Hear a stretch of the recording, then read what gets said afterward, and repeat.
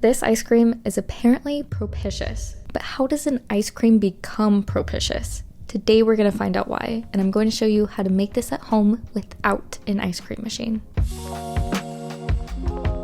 So why is it called propitious? The creator and manufacturer Hongqi hasn't officially stated why they call it this, but by definition, propitious means being favorable or lucky, and people are starting to believe that this mango treat is bringing them good fortune and joy. And with this selling out everywhere, I definitely understand feeling joyful finally getting your hands on it.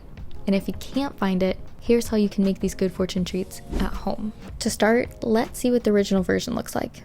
The ice cream consists of two parts. This smooth and creamy mango ice cream base, and then the hard outer shell that's most likely white chocolate. Let's start by making the ice cream base. You'll want to use a very ripe mango for this, as they're usually sweeter and not as chalky tasting.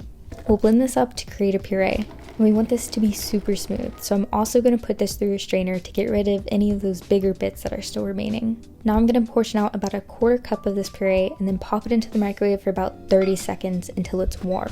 Let's sprinkle in the milk powder and then give it a little stir so it fully dissolves. I'm going to leave this on the side of the counter at room temperature until I need it again later in the recipe. Now let's make the whipped cream. I love using a mixer for this since it makes it super fast, but you can also do this by hand. Just beware, it's going to take some time. We'll dump 3/4 cup of heavy cream into the mixer and set up the whisk attachment.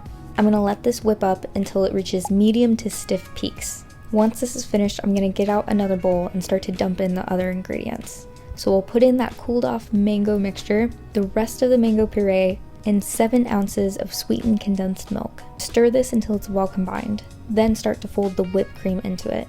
You want to achieve a solid color with very few white streaks in the mixture. This way it's still airy and creamy. Now to fill up the molds. This was a little bit tricky, but the best way I found to do it was to fill up half of the mold and then put the lid on. Then I used a syringe to fill up the rest of the mold through the little hole on top. Once it was filled, I gave it a little tap on the counter and then I popped it in the freezer. If your mold doesn't have a popsicle stick holder, then leave it in the freezer overnight. If yours does have a popsicle stick holder, then put that in now and then pop it into the freezer overnight. To put in the popsicle stick after it freezes, you want to get a warm cup of water and then set a popsicle stick in the warm water for a few seconds. Then wipe off any excess water and slowly insert it into the popsicle. Put it in the freezer again for another hour or two until that center part looks hardened. Now for the hard shell. The original version most likely uses white chocolate to create that soft, crunchy texture, but I'm going to try to use candy melts to see if I can kind of recreate that, but with an easier approach, since tempering white chocolate can sometimes be tricky.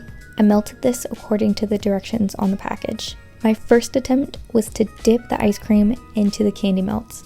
This did not go as planned, as the ice cream instantly hardened all of the candy melt around it and did not give a smooth texture at all. What actually worked best, and I sadly didn't get a lot of footage of, was removing the ice cream from the mold, wiping it down, and then coating that in the melted candy melts. Once it was hardened, I sandwiched the ice cream between 2 of those hardened shells and then let that freeze. But let me know in the comments if you have any tips or tricks to get candy melt smooth around an ice cream. Now let's taste it.